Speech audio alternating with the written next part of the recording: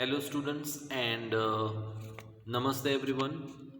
I am Dhaval sir and our today's topic is from your literature part unit 7 chapter number 7, that is packing by Jerome K. Jerome. Right. So basically this chapter is an extract from Three Men in a Boat. Okay. So it is a very humorous chapter, right? And it is a kind of funny chapter, right, relating to packing. So something is given which we'll read before we start with the chapter. Do you like going to trips? What kind of trips do you enjoy the most?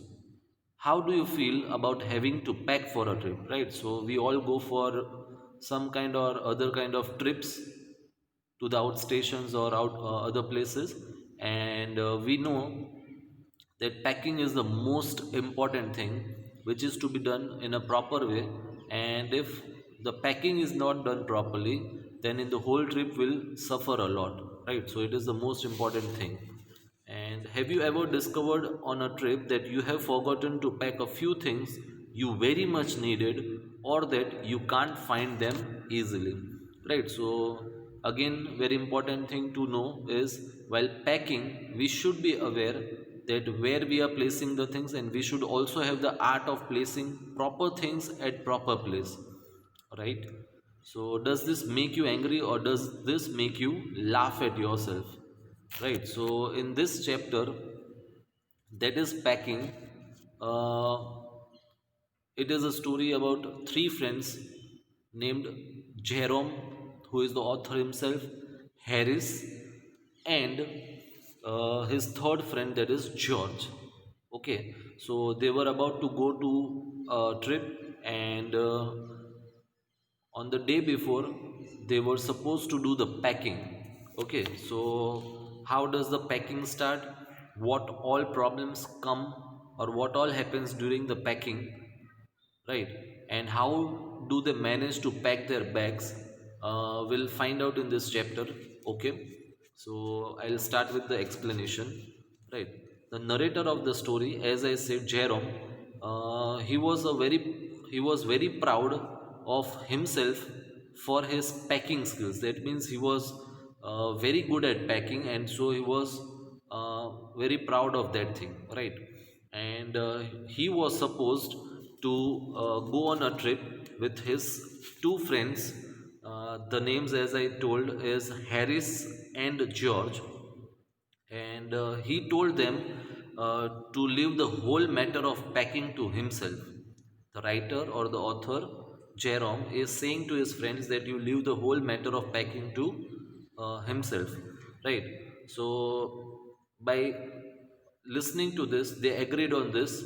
Okay, and George sat on the easy chair, and at the same time Harris also uh, sat on with his legs, okay, uh, placed on the table. And they both started watching Jerome do the packing.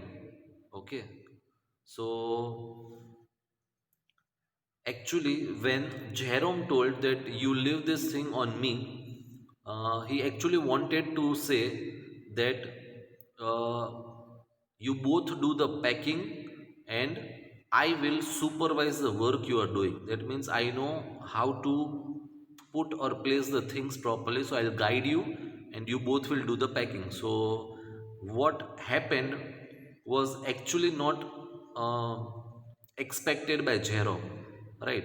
What happened? That means his both the friends, they sat on the chair and they were looking at him, that is at Jerome, doing the packing, right? So this thing was actually not expected by Jerome. And as I said, he was willing to be in charge. He wanted to supervise the work. He was willing to be in charge of everything, and direct his friends to work effectively under his supervision, right? So he really got pissed off. That means he really got upset at them for just sitting about and watching him work, right? They were not helping him at all. They were just sitting ideally and they were watching Jerome do the packing. Okay, so it was very uncomfortable for Jerome to just sit ideal and see other person work alone, right? So due to that and due to his energetic nature, it made him uh, do the packing of his bag. Okay, so when Jerome packed the bag, at that time Harris pointed out that Jerome had forgotten to pack his boots, to pack his boots, okay, shoes. So he had to open the bag again and pack his boots in, and just he was going to close the chain of the bag, he doubted if he had packed his toothbrush. Okay, so one of the most important thing whenever you go for a trip, right? So whenever uh, he, that is the writer or the author Jerome, would be about to travel, uh, he used to get nightmares. That means he used to get frightening dreams of forgetting to pack his toothbrush, and then he used to wake up immediately and go on a hunt for it. That means he immediately went on a search for his toothbrush, and then in the morning he would pack it before he used it. Okay, and then he had to unpack again to get it, and would repack, forgetting to put the toothbrush in again. That means he always used to complicate the things related with the toothbrush. Just because he don't forget to take it, he used to wake up at the night, he would pack it and place it near the luggage, and again when in the morning he wakes up for the trip, he will again open that toothbrush from where he had packed. Then again he would repack that, and at the end moment he will again forget the toothbrush. So such kind of things used to happen.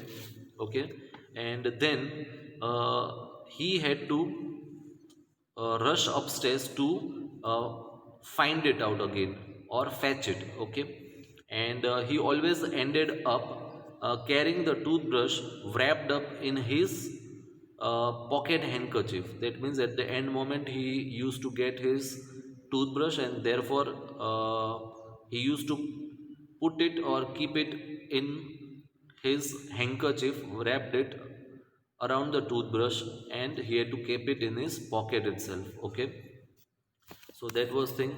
And as usual, Jerome had to search the whole bag, right? And he found, while finding his toothbrush in the bag, he found George's and Harris toothbrush 18 times. That means here he's trying to say that he again and again got hold of, or again and again he found the toothbrush of George and Harris, but he did not find his own toothbrush.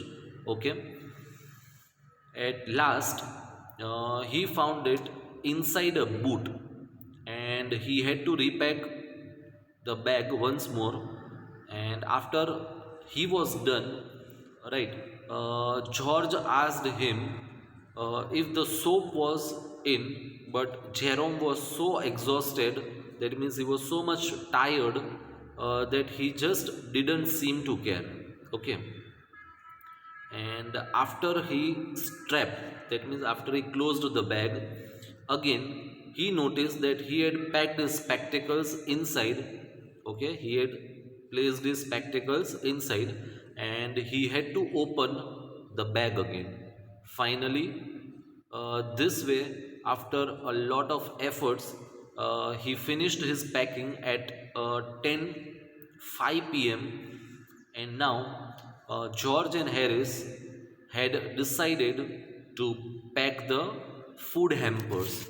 Okay, now the real scene comes, and the most interesting part of the chapter comes, right? Because George and Harris, who were not good at packing at all, they started showing that they were better than Jerome at packing. Actually, they were not at all good in packing, but then too they were trying to show Jerome that they were very good at packing. And At the same time, Jerome was also very excited to see how they would proceed in packing the food hampers. Okay, so as Jerome had expected, they started packing just with a breaking of a cup. Okay, then, accidentally, Harris squashed a tomato. Squashed means this way. Squashed the tomato by placing uh, strawberry jam on top of it, and then he had to pick out the tomato with a teaspoon, okay, from his bag. Moreover, when George stepped on the butter, later on, what happened after the tomato incident? George, he stepped on the butter, right? And now it was Jerome's turn to sit back and watch them getting irritated, right? Because earlier Jerome was doing the packing of the bag and they both were sitting ideally, and now it was Jerome's turn and he was just sitting ideally and watching both of them packing the bag. And then later on, while packing the food hampers, they stepped on things. That means they used to place their leg on the things, put things behind them, and then at the same time they were unable to find them when they needed them. Right. So totally a mess was created. Right. And they put the pie. Pie is a round shaped uh, eatable thing. So they put the pie at the bottom, right? Because pie is like a cake and it is a very soft thing. So what did they do? They put it at the bottom, and on it they started placing heavy things.